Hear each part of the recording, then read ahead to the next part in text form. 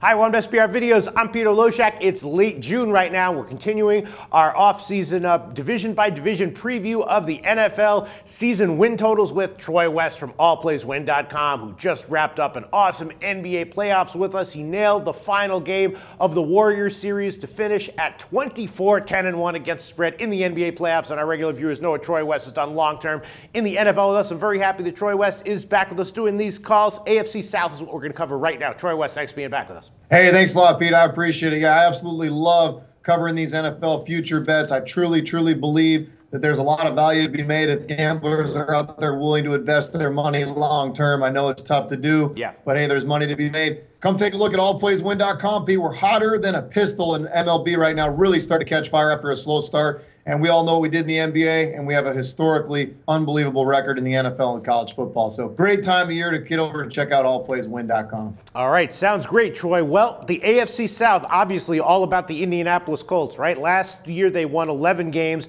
and right now at Heritage, the win total is 10.5. The over is -170. Now, you know, obviously, again, if you told me right now that Andrew Luck's going to be healthy the whole year, I guess I'd take the over. But if he goes down, they're not going to win 11 games, right?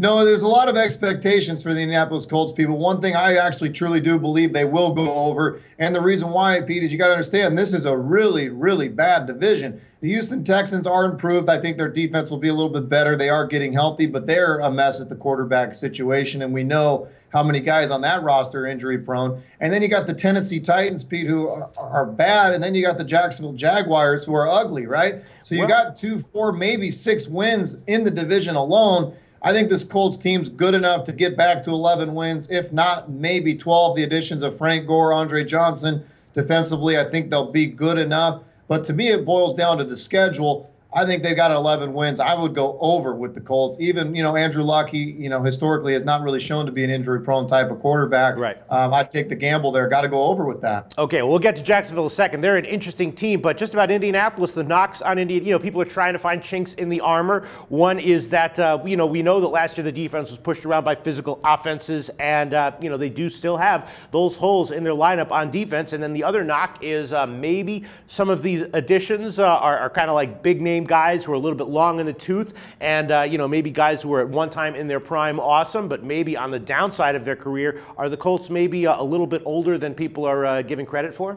Well, you know, without a doubt, I think some of these older guys, you know, they can't make the Colts worse, Pete. And, you know, last year, this Colt team, really, their roster did not reflect 11 wins, and they did make the, you know, the AFC Championship game. So I think this Colts team, the additions that they did bring in are only going to help. Right. Was it put them over the hump to be a Super Bowl contender? That I'm not so sure, but 11-5, absolutely, this is an 11-win team. Now let's talk about Jacksonville, right?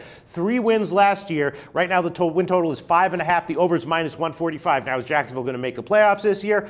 I don't think so. Are they finally ready to blossom into mediocrity, though? Maybe so. And if so, could they win 6 games easily? You know, they've added 3 new starters on the offensive line. Blake Bortles getting older, more mature. They appear to have, you know, a strong draft class, an impressive group of young receivers. Do you think that maybe Jacksonville on the over 5.5 wins at -145 might be a good bet? It's going to be tight. I think it's going to be really tight. I'm a big fan of Jacksonville. I think Gus Bradley's a phenomenal coach, just hasn't had the right players around him. They obviously did have a big offseason, like you said, picked up some offense, picked up some defense. However, their first-round pick being out for the year, that never helps a team like Jacksonville. You know, they do have a weaker division. They get teams like the Tennessee Titans twice.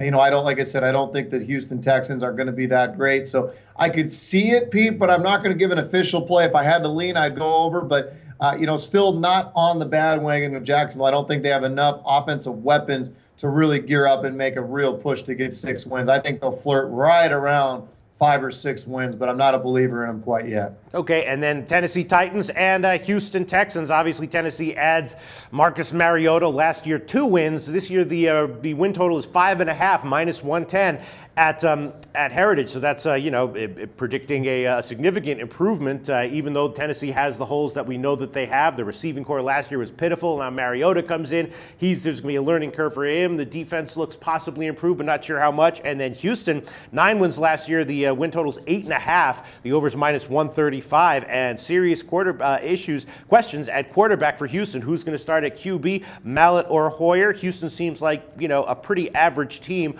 overall. 8.5 minus 135 onto the over is a little bit high. Do you have anything to say about either Tennessee or Houston? I'll give a good solid opinion, but no official plays on either of these. I would have to lean on the under with Houston. No official. I think if they do get some quality quarterback play from a guy like Ryan Mallett or Hoyer, they can be okay. We know that they're going to have a much improved defense.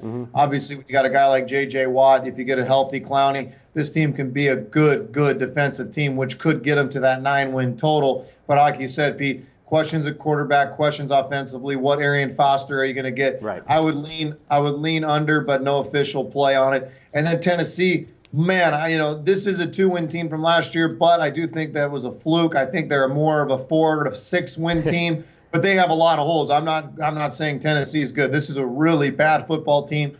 No real true running game, no receivers, rookie quarterback, still only a second-year coach with this team.